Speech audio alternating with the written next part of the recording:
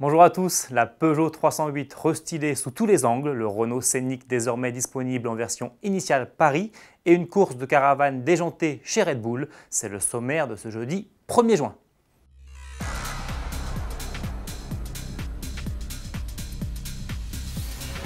Lancée il y a 4 ans, la Peugeot 308 de deuxième génération vient tout juste d'être restylée. Notre journaliste Agnès Lasbarrer, qui a eu la chance de pouvoir découvrir sa version GT en avant-première, nous présente tout de suite ce qui change sur ce nouveau modèle. Parmi les choses les plus remarquables, on constate un capot qui est beaucoup plus plat, presque dans l'esprit d'un SUV.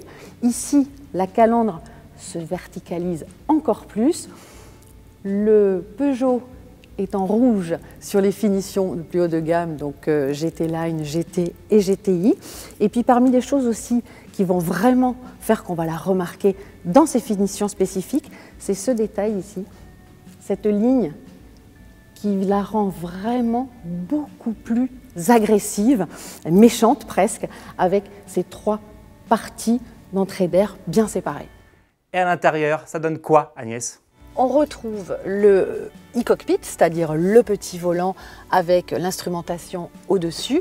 Pour être tout à fait franc, on espérait qu'il y aurait une dalle numérique comme dans le Peugeot 3008, mais visiblement il faudra attendre la prochaine génération 308.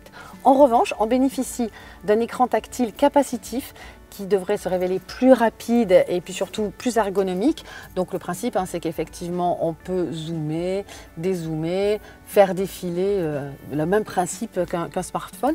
Alors c'est un petit peu bizarre, le toucher est un petit peu bizarre, mais on imagine que c'est un écran pour éviter les reflets et voilà. Mais sinon, ça a l'air de fonctionner de manière beaucoup plus intelligente qu'avant.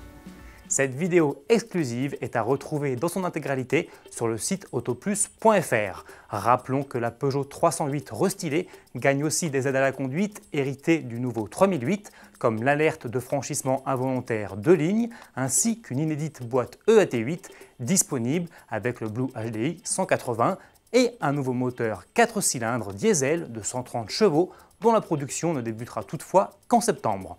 La nouvelle 308 s'affiche à partir de 20 550 € en essence et 22 800 € en diesel. Comptez 950 € supplémentaires pour le break SW. Chez Renault, l'actualité du moment, c'est une nouvelle version haut de gamme du Scénic. Après l'Espace, la Clio, le Koleos et le Captur, le Monospace est à son tour proposé en finition initiale Paris. Cela se traduit par une calandre spécifique, des anti-brouillards à LED, des logos initial Paris et une carrosserie noire aux reflets prunes. De série, l'auto embarque une sellerie cuir, des sièges chauffants et massants, un système audio Bose, un affichage tête haute couleur, ainsi que l'aide au stationnement EasyPark Assist. Disponible à la commande dès le 7 juin, le Renault Scénic Initial Paris débute à 33 200 € en essence et à 36 300 € en diesel. Le Renault Grand Scénic est 600 € plus cher.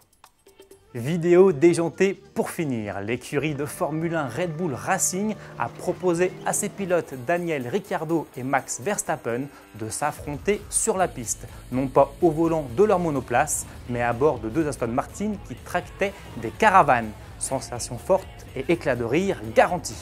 À demain.